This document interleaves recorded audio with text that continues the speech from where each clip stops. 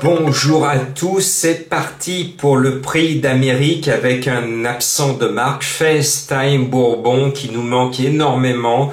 On lui souhaite un prompt rétablissement, même si on nous dit que sa carrière est finie. Mais un tel cheval de légende ne finit jamais sa carrière, il va être étalon. Et puis moi je crois au miracle de la nature, je crois au talent des vétérinaires, je crois à la passion des gens qui sont autour de lui. Et si ce n'était qu'un faux départ, j'ose l'espérer pour les fans de FaceTime Bourbon qui sont bien tristes de ne pas pouvoir sortir leurs écharpes, leurs banderoles pour encourager leur idole. Et je vais faire en sorte de vous donner ce soir un pronostic très original. Et j'ai décidé de faire différemment que tout le monde. Premièrement, je vais vous donner, pour ceux qui gagnent peu et qui ne veulent jouer que 2 €, un quintet en 5 avec les 5 meilleurs. Vous allez me faire le plaisir de jouer le 9 étonnant, le 17 Davidson Dupont, le 14 Delia du Pomereux, le 15 Vivid Wise Ass et le 6 Guderi Pré.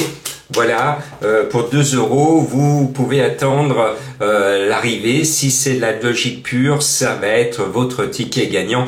Comme quoi, il n'y a pas besoin de chercher la complication. Et puis, vous connaissez Jean-Marc, il va chercher la complication. Donc voici ma sélection officielle. Pour moi, quand j'entends mes confrères dire que la course est ouverte, je me dis elle n'a jamais été aussi fermée que maintenant en l'absence de FaceTime Bourbon, parce qu'il n'y a plus d'adversaire à la hauteur d'Étonnant, mon grand favori, le 9 Étonnant.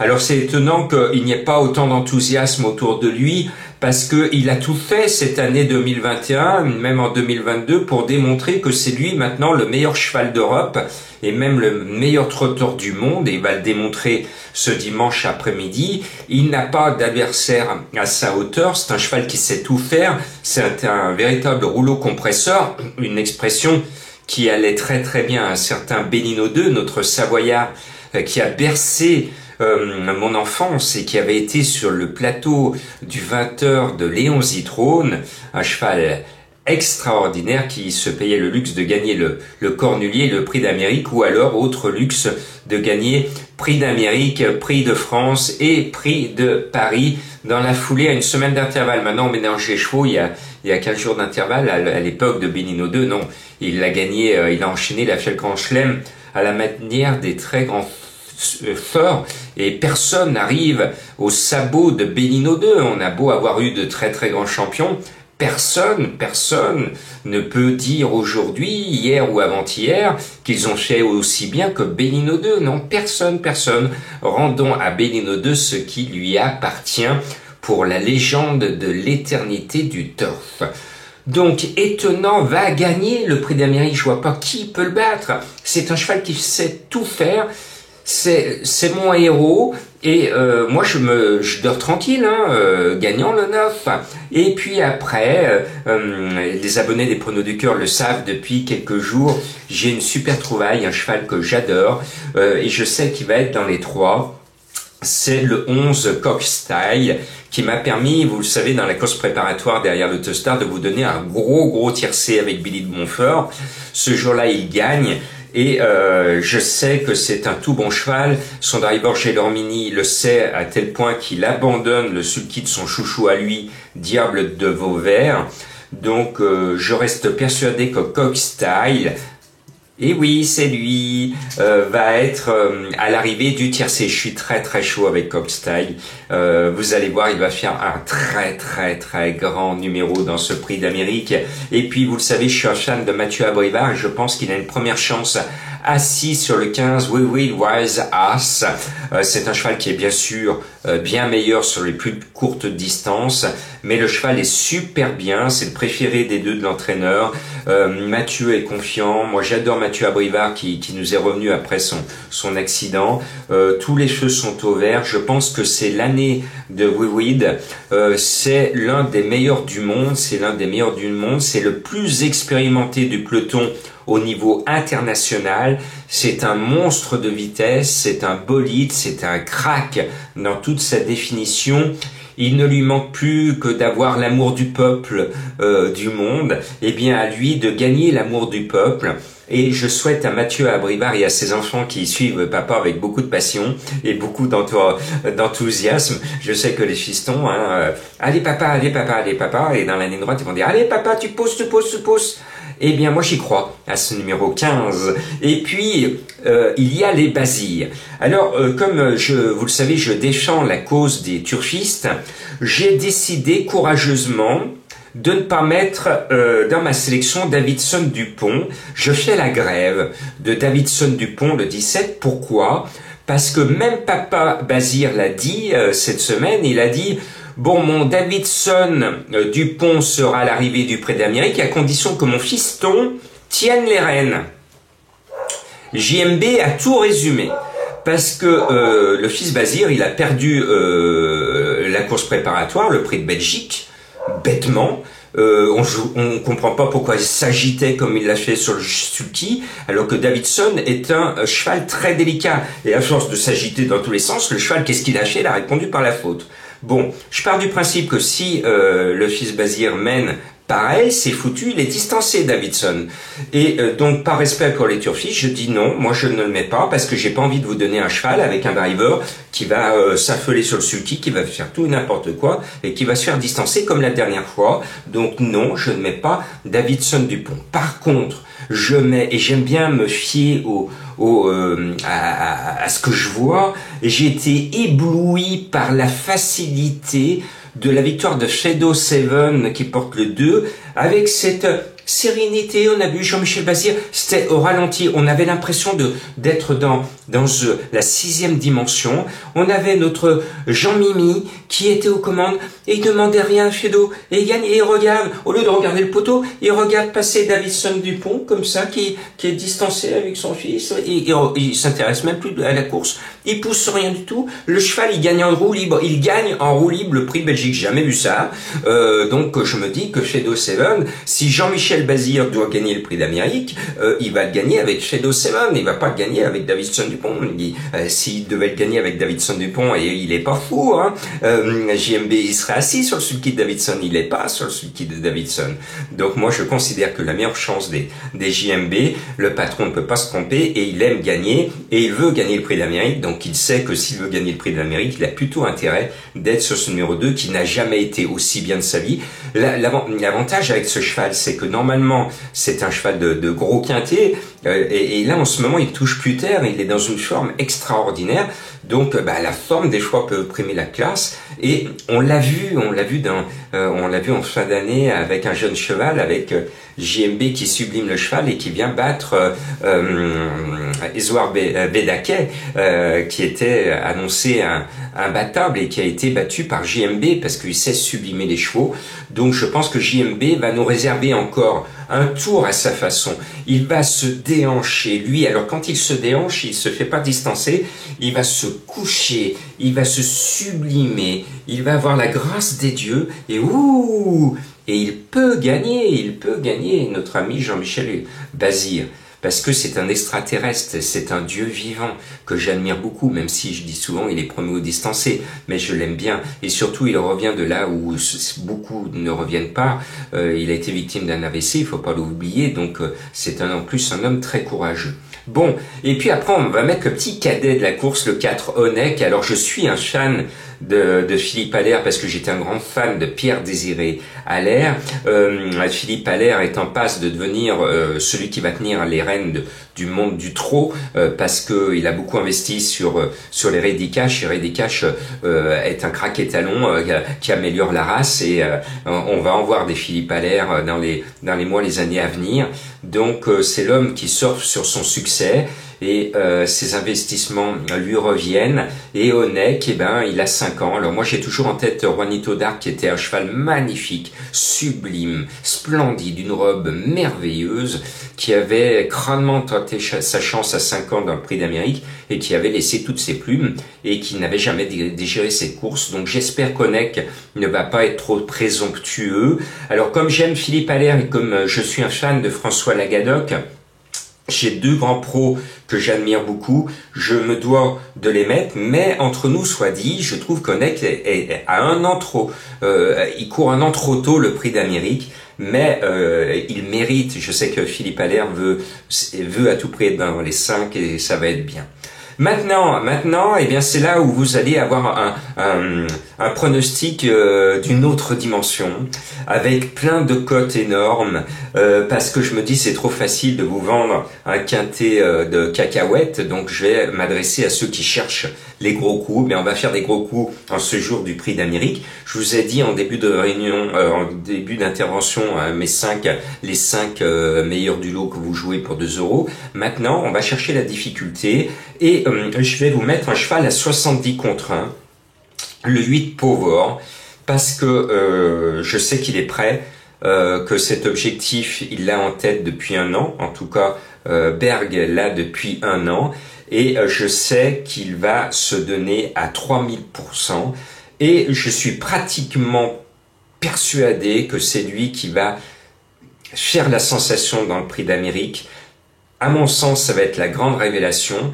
Et il peut même rentrer dans le tiercé américain. En tout cas, son habile viking entraîneur s'y emploie depuis des mois et des mois avec son équipe pour être à l'arrivée du prix d'Amérique. Et un tel homme ne peut pas se tromper. Un tel homme ne peut pas se tromper. Après, je déclare ma flamme à mon chouchou depuis plus d'un an maintenant, depuis début janvier 2021.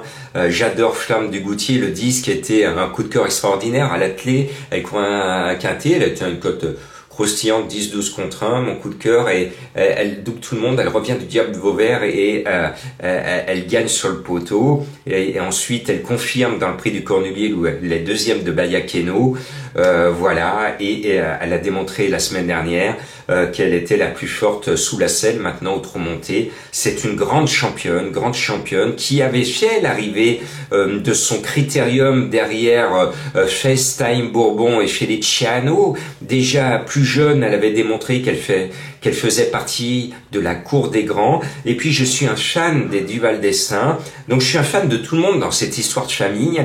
Donc Flamme du Goutier, elle va courir battue, elle a tout intérêt à courir battue, qui se coupe la gorge devant, elle va attendre, et le fiston du Val d'Estaing, il va ramasser les morts, elle va zou, et vous allez voir une petite flèche sur la fin qui va sortir du peloton, ça va être Flamme du Goutier, vous allez voir, ce numéro 10. Et puis je suis le seul à vous donner ce cheval dans ma sélection, parce que je vérifie, hein. Oui, elle n'est pas citée dans la liste de mes confrères.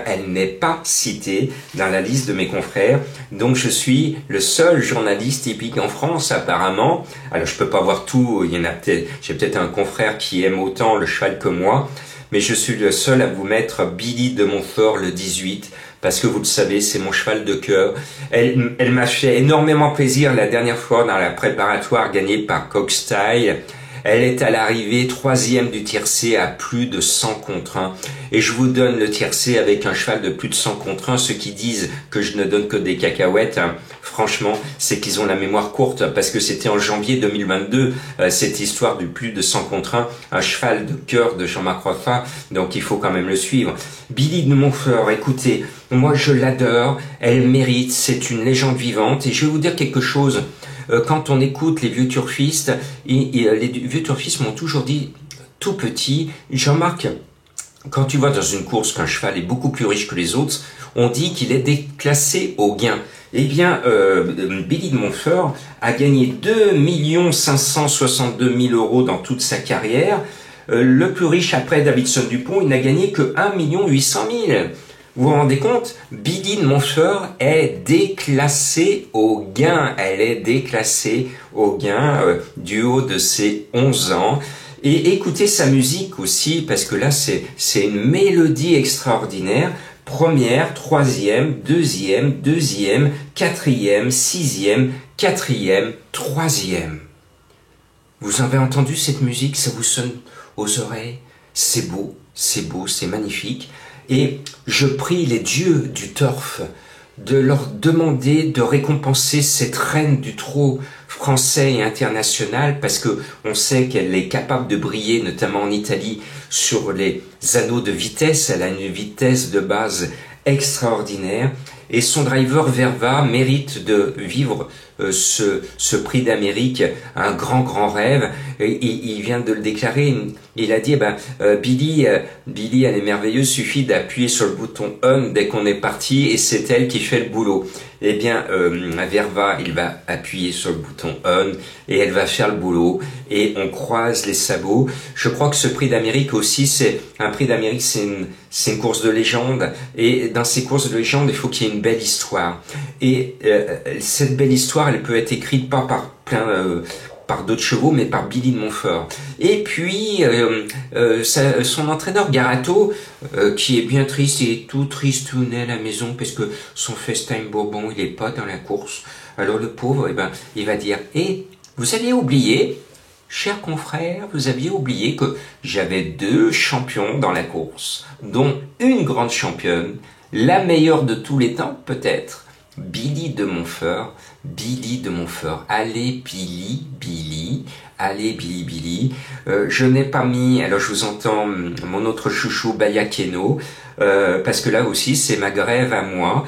J'ai fait la grève sur Davidson Dupont, j'ai décidé maintenant de faire la grève sur Bayakeno pour dire à Junior Kelpa qu'on en a marre de ces pastilles rouges. Figurez-vous qu'il nous a remis une pastille rouge sur Bayakeno.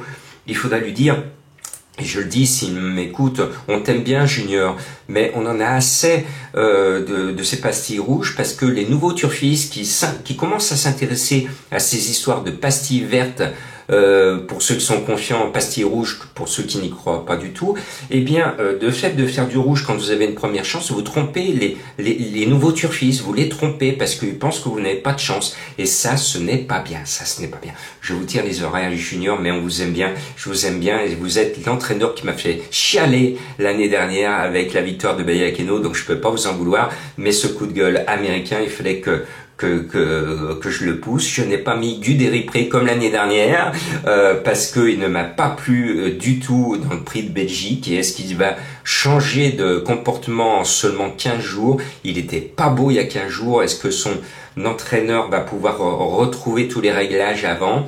Bon, j'ai écouté Franck Nibard, il découragerait tout un régiment quand on l'écoute, parce que il ne sourit pas, il fait la gueule pour parler de Guderipré. Bon, ça m'a pas donné envie de mettre Guderipré quand j'ai entendu Franck Nibard parler du cheval, tout simplement. Mais s'il est là, tant mieux, parce que ça voudrait dire que son metteur au point aura pu rattraper le cheval après de gros pépins de santé. Comme quoi Guderipré est revenu, je termine là-dessus. Si Guderipré est revenu d'un énorme pépin de santé, je me dis, je crois au miracle vétérinaire même, je me dis que FaceTime Bourbon, peut-être qu'il reviendra, c'est tout le mal que je lui souhaite.